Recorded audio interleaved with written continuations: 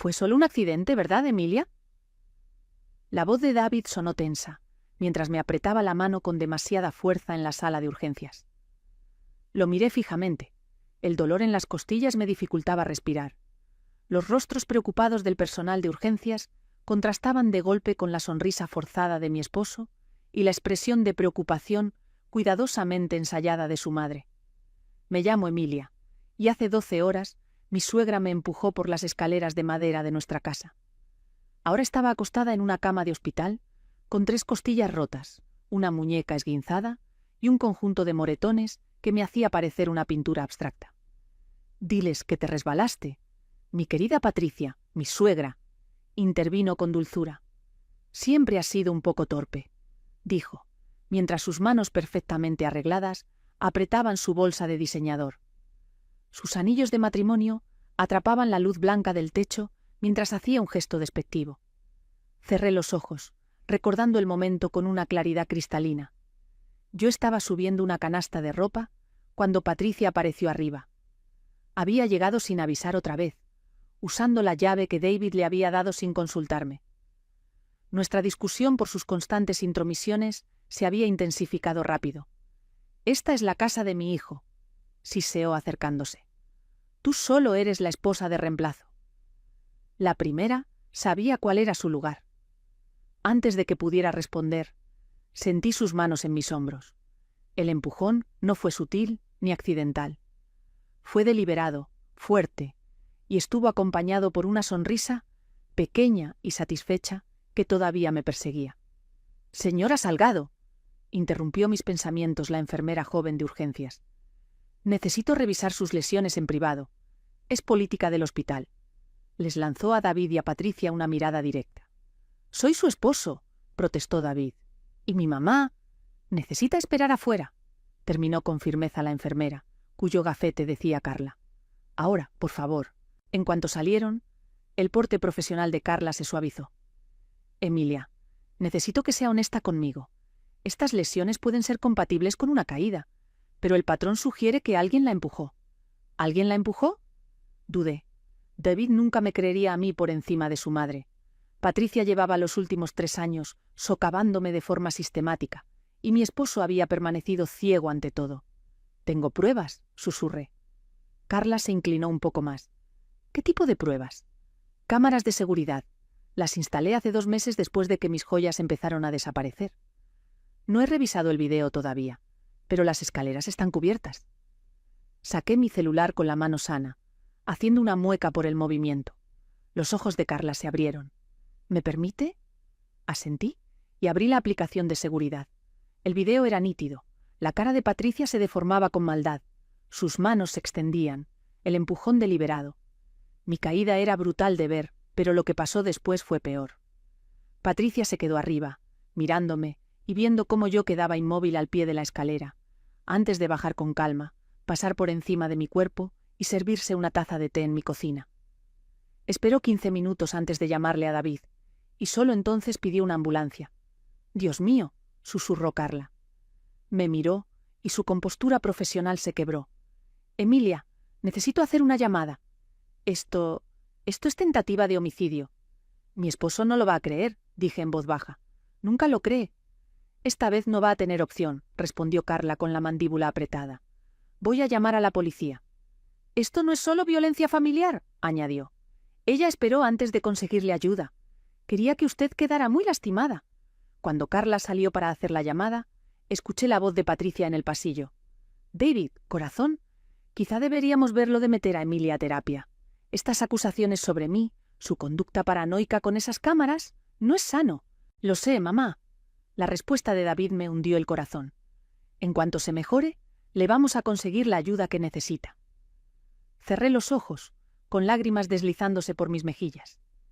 3 años de manipulación, de que me movieran o rompieran cosas, y David me dijera que yo debía haberlas extraviado, de los comentarios venenosos de Patricia y las minimizaciones de David.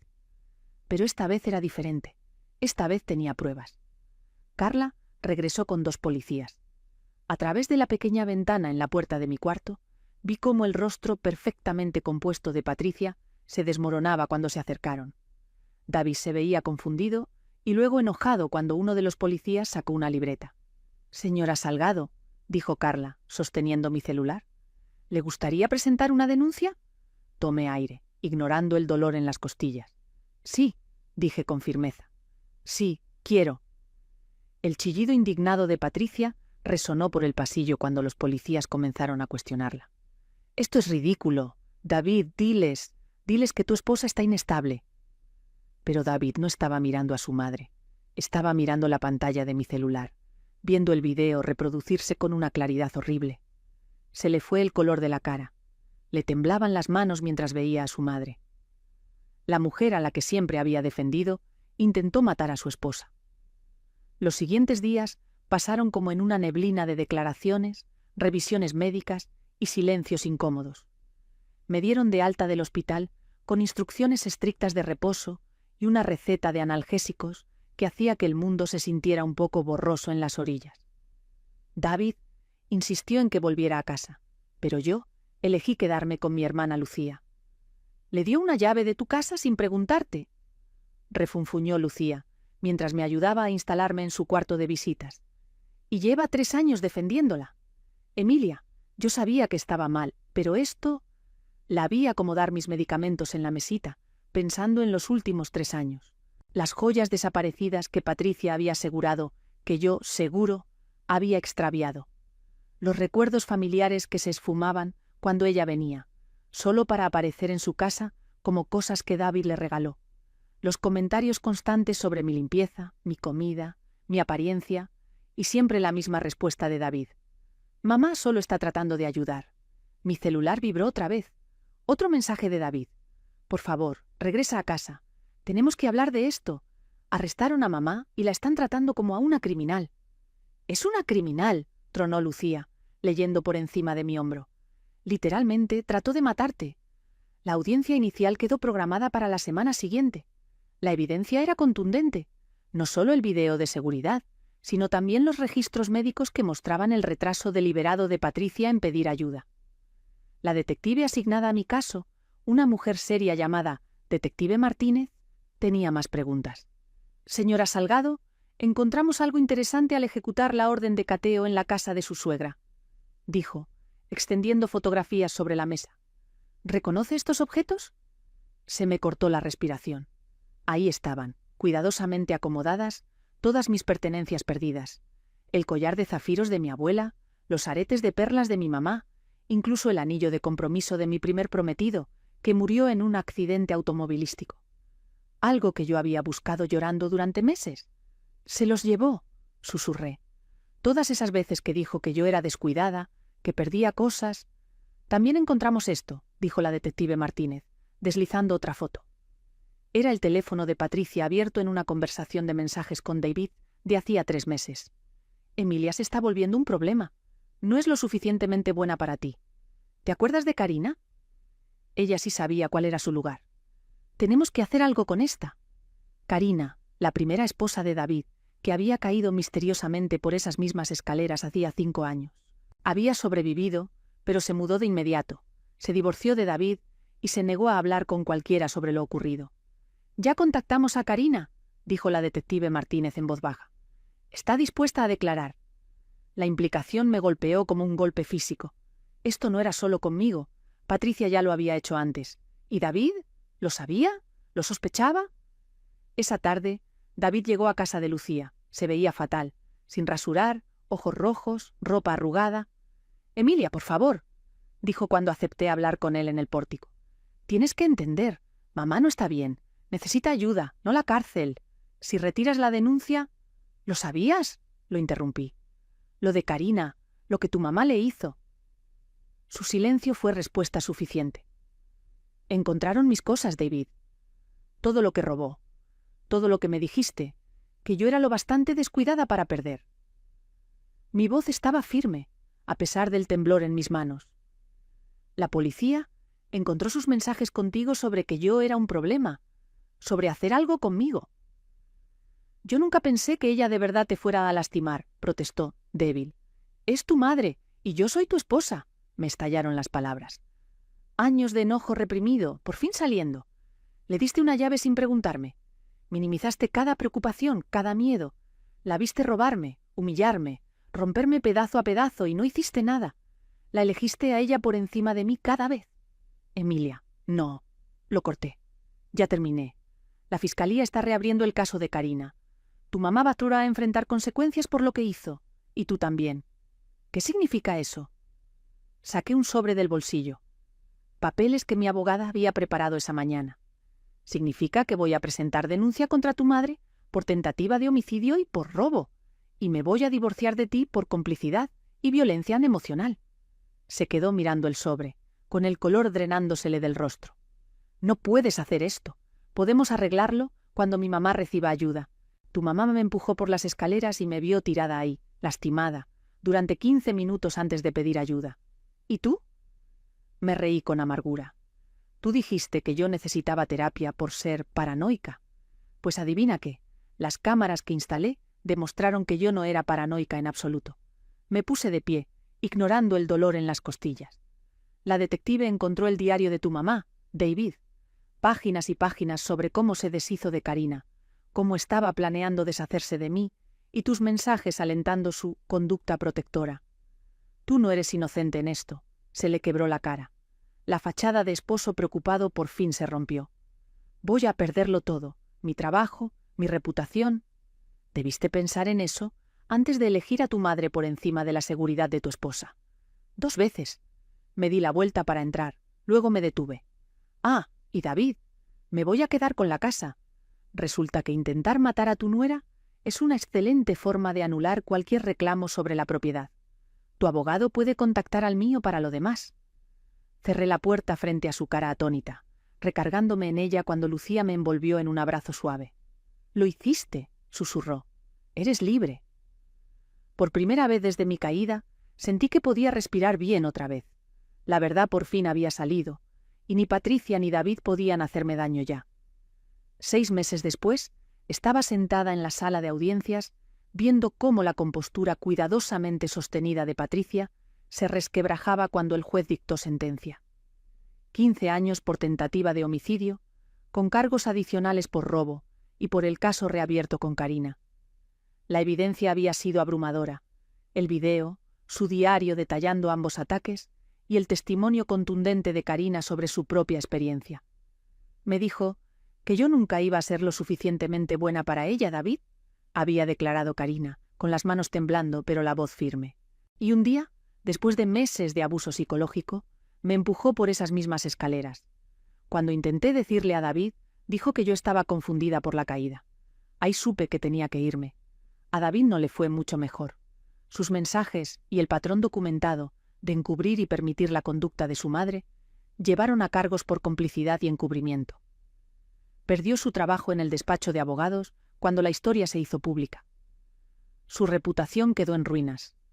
El divorcio se había finalizado hacía 3 meses, y a él lo sentenciaron a 5 años de libertad condicional y terapia obligatoria. Mientras el custodio se llevaba a Patricia, ella volteó a verme una última vez. El odio seguía en sus ojos, pero ahora estaba mezclado con otra cosa. Derrota. Lo había perdido todo, su libertad, su posición social y, lo más importante, su control. «Hizo lo correcto», dijo la detective Martínez, tocándome el hombro con suavidad al salir del juzgado.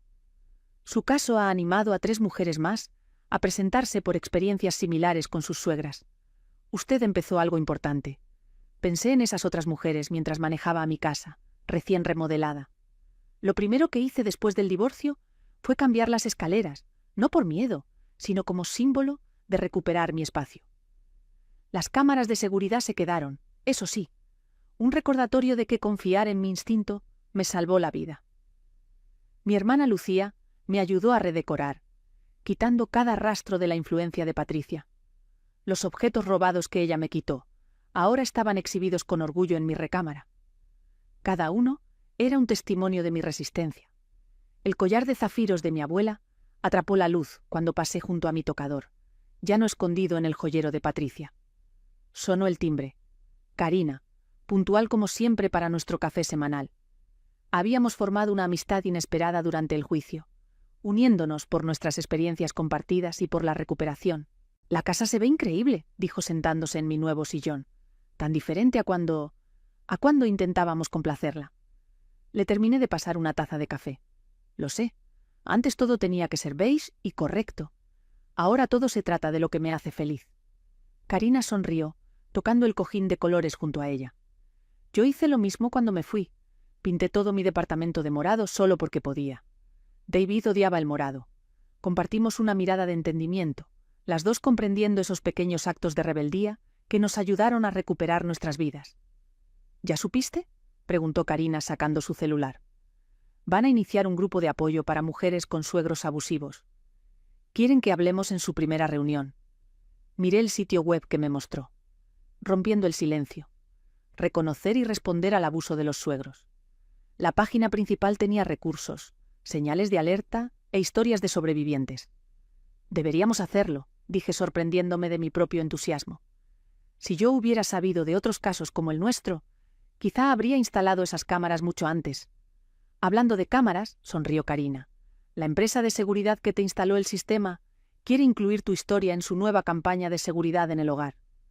Al parecer, sus ventas de cámaras interiores se triplicaron desde que tu caso salió en las noticias. Me reí, pensando en lo mucho que Patricia odiaba la tecnología. Odiaría saber que se volvió una historia de advertencia. Más tarde esa noche, después de que Karina se fue, me quedé de pie en mi cocina, decorada a mi manera, organizada a mi manera, y sentí una paz profunda. Las noticias locales llamaron mi caso un parteaguas para reconocer el abuso de los suegros, pero para mí era más simple. Confié en mi instinto, me protegí y me negué a quedarme callada. Mi celular vibró con un mensaje de la detective Martínez. Otro caso hoy. Una mujer instaló cámaras después de leer sobre ti. Sorprendió a su suegra manipulando su medicación. Ya está a salvo. Pensé que querrías saberlo. Sonreí, pasando la mano por mi nueva cubierta. Patricia siempre había criticado mis elecciones de decoración, pero ahora cada color brillante y cada detalle moderno se sentía como una victoria. Aprendí que a veces el final feliz no se trata de perdón o reconciliación. A veces se trata de romper cadenas, encontrar tu voz y ayudar a otras a encontrar la suya.